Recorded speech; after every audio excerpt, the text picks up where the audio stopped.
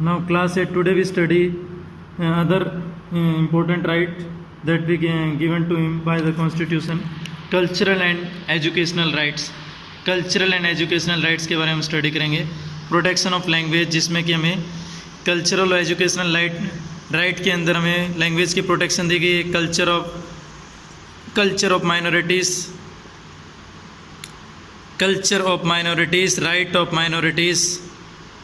Right of minorities to establish educational institutions.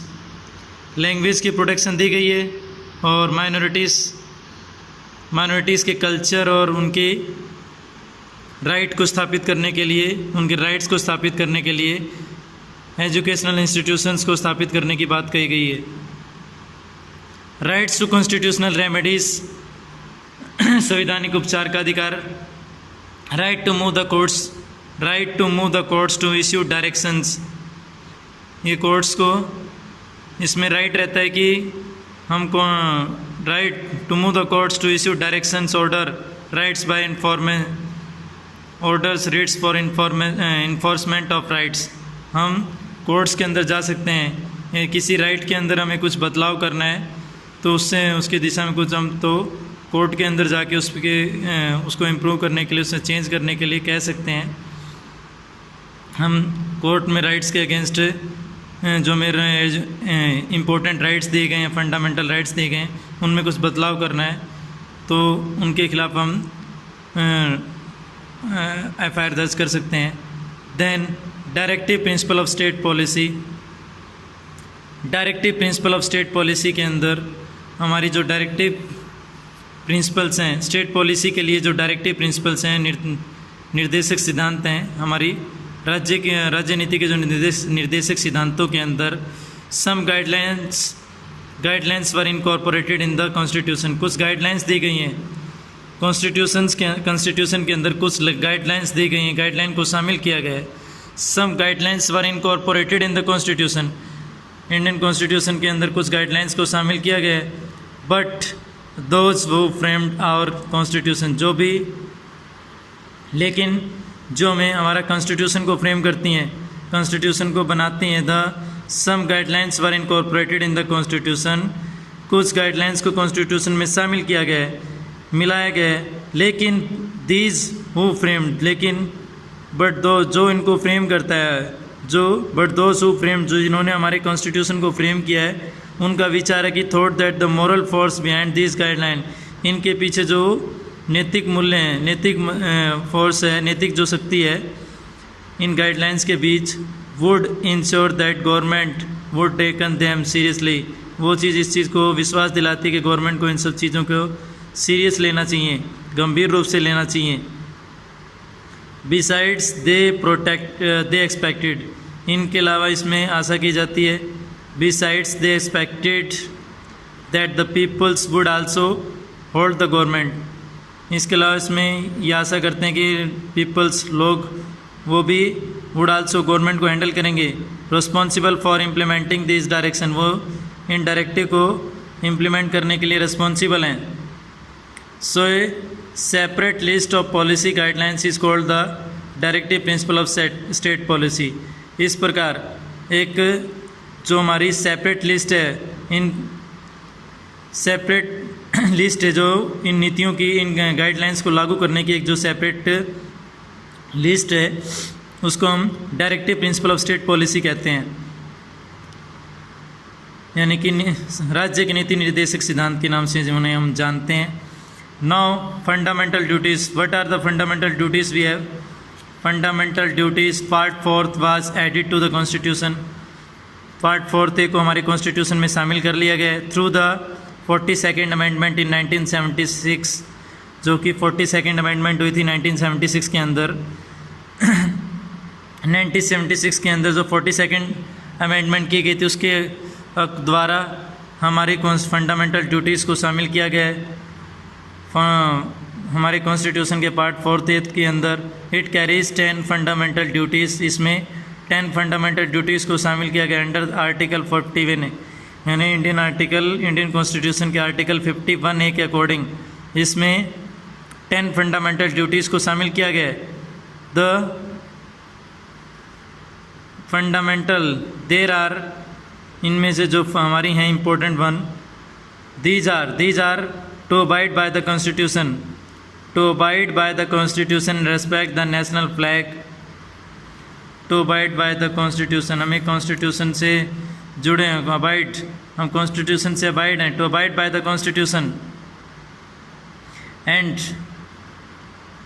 Respect the national flag and the national anthem, हमें अपने constitution का पालन करना है। टू अबाइड यानी कि हमें कॉन्स्टिट्यूशन का पालन करना है, कॉन्स्टिट्यूशन का पालन करना है, साथ में रेस्पेक्ट करनी है एंड अपने नेशनल फ्लैग और नेशनल एंथम की रिस्पेक्ट करनी है। To cherish and follow the noble ideas, हमें अपने नोबल आइडियाज़ को फॉलो करना है, उनका पालन करना है। नोबल आइडियाज़ का विच इंस्पायर्ड आवर नेशनल स्ट्रगल, जो में हमारी नेशनल स्ट्रगल, आज़ादी के लिए नेशनल स्ट्रगल के लिए इंस्पायर करते हैं।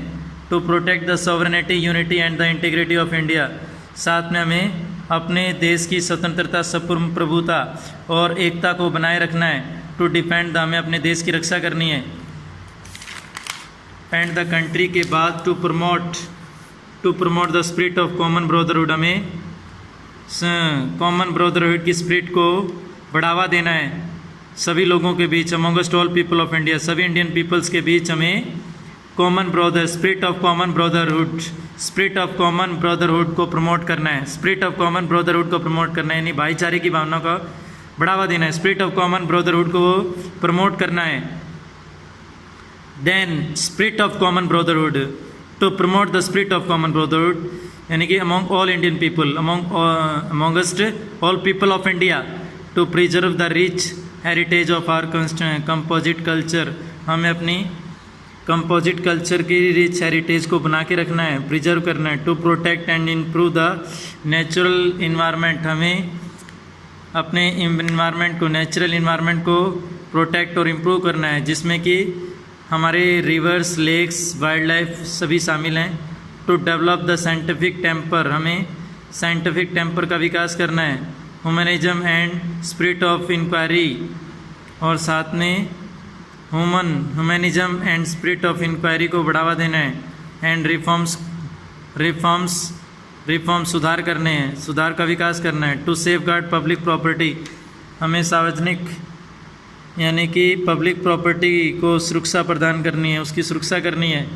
To strive towards excellence in all sphere, हमें हर क्षेत्र में एक्सीलेंस पर ध्यान देना है, हर क्षेत्र की सुप्रियोरिटी पर, हर क्षेत्र की में अच्छे से परफॉर्म करने पर, उसकी एक्सीलेंस पर, हर एक्सीलेंसी पर ध्यान देना है।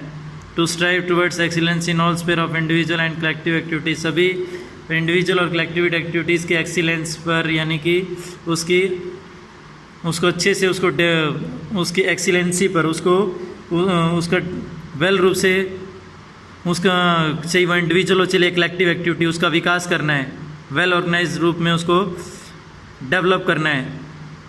Special provision relating to certain classes, कुछ क्लासेस के लिए कुछ जो स्पेशल प्रोविज़न्स दिए गए हैं, स्पेशल प्रोविज़न्स यानी कि कुछ निश्चित प्रावधान किए गए हैं, निश्चित प्रावधान पे विशेष प्रावधान किए गए हैं सर्टेन क्लासेस के लिए, विशेष जातियों के लिए।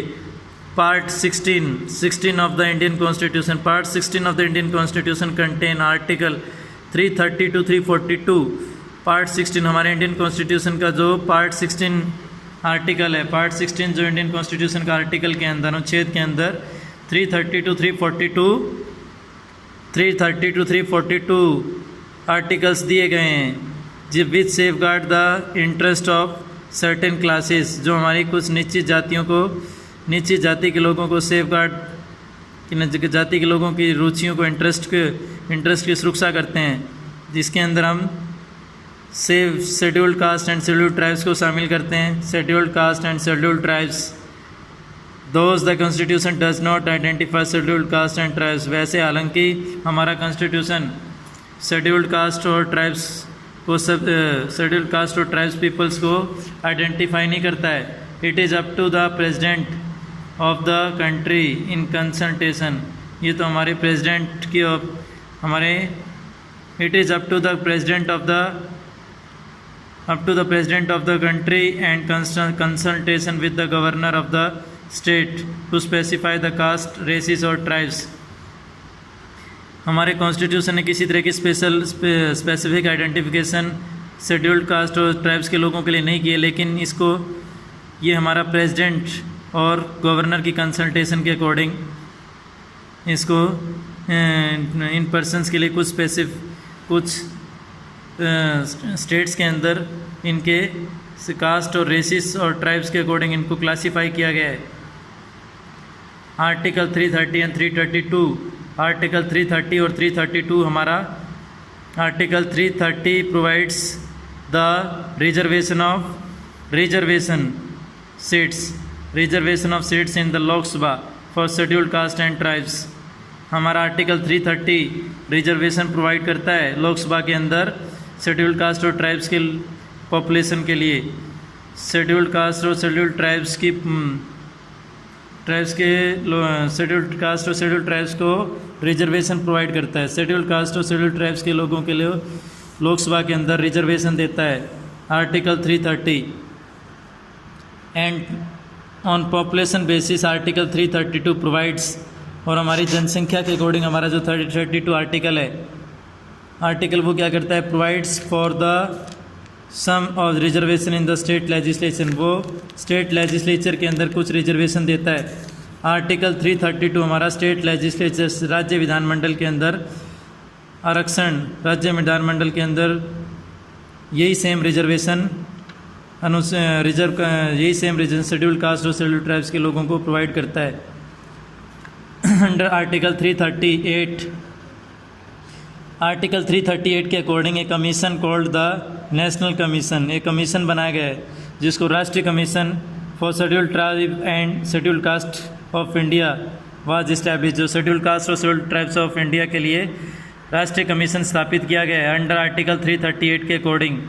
अंडर आर्टिकल 338 के अकॉर्डिंग एक नेशनल कमीशन स्थापित किया गया है जिसमें कि शेड्यूल्ड कास्ट और शेड्यूल्ड ट्राइब्स के लोगों के लिए क्या किया गया है, एक नेशनल कमीशन बनाया गया है. वाई आर लॉज रिक्वायर्ड, में कानून की जरूरत क्यों पड़ती है? Laws are required to prevent chaos and confusion, अव्यवस्था और जो कन्फ्यूजन क्रिएट होती है, and to keep the security and order, और सिक्योरिटी को, सुरक्षा को एक निश्चित क्रम में रखने के लिए हमें कानून की जरूरत पड़ती है. Laws are there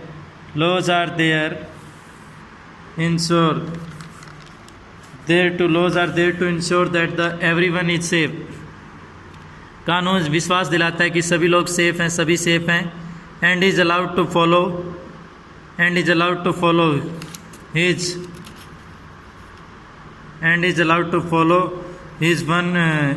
her own path. इसके द्वारा हम अपना खुद का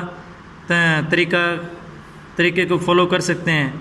part two achieve his her desire, अपने ऑब्जेक्टिव को, अपने गोल को प्राप्त करने के लिए हमें एक तरह से एक रास्ता मिलता है कानून के कारण, यानी वो हमें प्रोटेक्शन प्रोवाइड करता है. डोरी एंड द लॉ.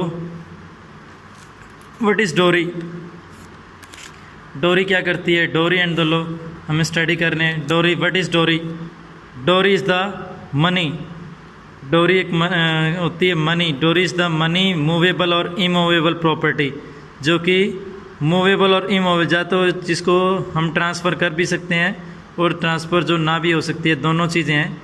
यानी कि डोरी को हम मूवेबल और इमूवेबल दोनों तरह की प्रॉपर्टी में इंक्लूड करते हैं.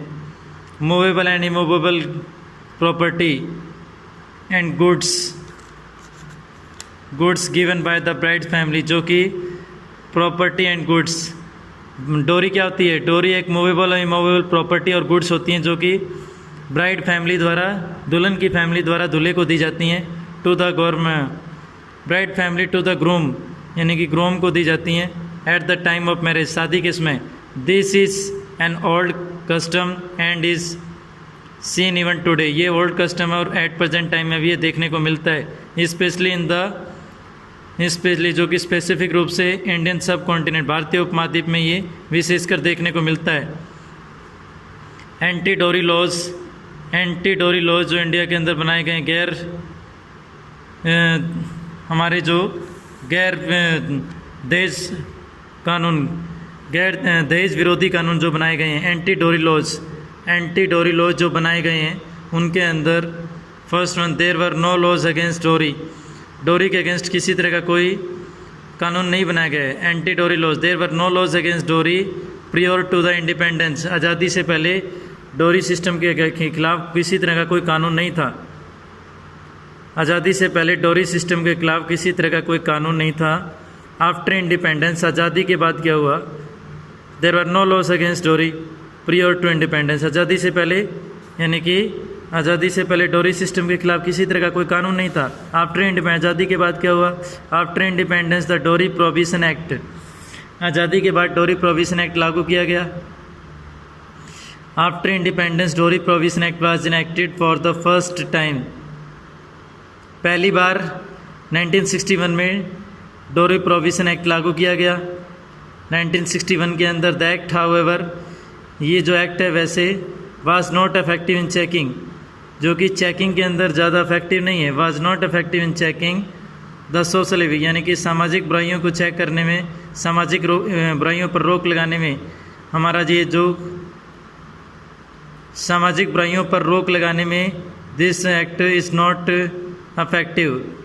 The act was amended in 1984, इस एक्ट में सुधार किया गया था 1984 के अंदर। सेक्शन डोरी लॉज के अंदर सुधार किया गया था 1984 के अंदर। सेक्शंस 304B, सेक्शन 304B और 406 and 498 of the Indian penal code, हमारे जो इन पेनल कोड के according it's simply for women to seek redressal, सामान्य रूप से वोमेन को रिड्रेस करने के लिए फ्रॉम हरासमेंट फॉर डोरी, यानी कि उनको जो डोरी सिस्टम से, जो उनके डोरी सिस्टम द्वारा उनके साथ जो बुरा व्यवहार होता है उससे निजात दिलाने के लिए इन सेक्शन के अकॉर्डिंग कानून बनाए गए थे। Then legitimacy of the law, laws की क्या, कानून का क्या दायित्व बनता है, कानून की क्या दायित्व हो सकते हैं। हु मेक लॉज, कौन लॉ बनाता है। The laws in a democratic country, democratic countries के अंदर जो कानून बनाए जाते हैं are made by the representative of the people, यानी कि जो डेमोक्रेटिक कंट्रीज़ है वहाँ पर पार्लियामेंट के अंदर लोगों द्वारा, लोगों के रिप्रेजेंटेटिव्स द्वारा कानून बनाए जाते हैं। Who gives authority to law, कौन कानून बनाने की अथॉरिटी देता है, कानून को कौन अथॉरिटी देता है। Implementation of laws and authority, implementation of laws need an authority and legitimacy, laws की जो इम्प्लीमेंटेशन है, लॉज को लागू करने की, इम्प्लीमेंटेशन ऑफ लॉ, कानून को लागू करने का जो नीड्स है, implementation of laws needs an authority, उसको एक अथॉरिटी की ज़रूरत है, एंड लेजिटिमेसी, दायित्व की ज़रूरत है। So that the peoples on whom, जिसके कारण people, so that the people on whom these are imposed, जिसके कारण लोगों पर इनको थोपा जाता है। This authority and legitimacy is provided by the constitution, इस तरह की अथॉरिटी और लेजिटिमेसी जो है, this authority and legitimacy is provided, constitution द्वारा प्रोवाइड की जाती है। लॉज एंड डिसेंट, लॉज कानून और उसके विरोध, कानून और विरोध। Laws making history is full of dissent, laws making जो हिस्ट्री है वो काफ़ी डिसेंट से भरी हुई है, डिसेंट से भरी हुई है laws making history. And public protest हो, जिसमें पब्लिक प्रोटेस्ट, जिसमें सार्वजनिक विरोध भी किए जाते हैं। नाउ वी स्टडी सॉल्ट सत्याग्रह, डांडी मार्च 1930, डांडी मार्च 1930 को हम स्टडी करेंगे। सॉल्ट सत्याग्रह 1930, सॉल्ट सत्याग्रह, डांडी मार्च जो कि 1930 में की गई थी। 1930 के अंदर Dandi the press, the British had imposed a law, British द्वारा एक कानून लागू किया गया था, ब्रिटिश पर एक कानून इम्पोज किया गया था। The British had imposed a law that gave the government the sole right for the manufacture, British कानून, ब्रिटिशर्स द्वारा एक कानून इम्पोज किया गया था the British had imposed a law that gave the government, जिसने गवर्नमेंट को एकाधिकार दे दिया था, right for the manufacture and sale of, government को एकाधिकार दे दिया था नमक बनाने का और नमक को बेचने का अधिकार मिल गया था। The British government had a monopoly over salt, British government का अपना एकाधिकार था, अपना खुद का डोमिनेंस था सोल्ट के ऊपर। The peoples were not allowed to make salt, लोगों को नमक बनाने के लिए अलाउ नहीं किया गया था। Peoples were not allowed even for their on use and they were force to buy it, यानी साथ में उनको अपने खुद के यूज़ के लिए भी, और and they were force to buy it and high price, वो उनको फोर्स किया जाता था हाई प्राइजेस पर ख़रीदने के लिए from shops. Gandhi ji said that he would lead a march, Gandhi ji ने कहा उन्होंने एक यात्रा अपनी लीडरशिप में एक यात्रा की शुरुआत की थी, डांडी, लीड ए मार्च टू डांडी, डांडी तक उन्होंने एक यात्रा की। To break the salt law, कानून के नियम को तोड़ने के लिए उन्होंने ये मार्च स्टार्ट किया। Gandhi ji started the march from Sabarmati, Gandhi ji ने ये मार्च स्टार्ट की थी साबरमती आश्रम से, जो कि अहमदाबाद के अंदर है। ऑन 12 मार्च 1930 को गांधी जी ने साबरमती आश्रम से मार्च स्टार्ट किया। थाउजेंड ऑफ इंडियंस रेलेड, हज़ारों इंडियन जो रेलेड बिहाइंड गांधी जी, उन्होंने गांधी जी के साथ चलकर रैली की। He reach Dandi on 6 April and prepared a handful of salt from the sea water, उन्होंने 6 अप्रैल को दांडी पहुंचकर नमक बनाया अपने हाथों से समुद्री जल से। Then importance of salt Satyagraha, salt Satyagraha की क्या इंपॉर्टेंस थी। Now we study importance of salt Satyagraha, salt Satyagraha क्यों महत्वपूर्ण था। Importance of salt Satyagraha, for the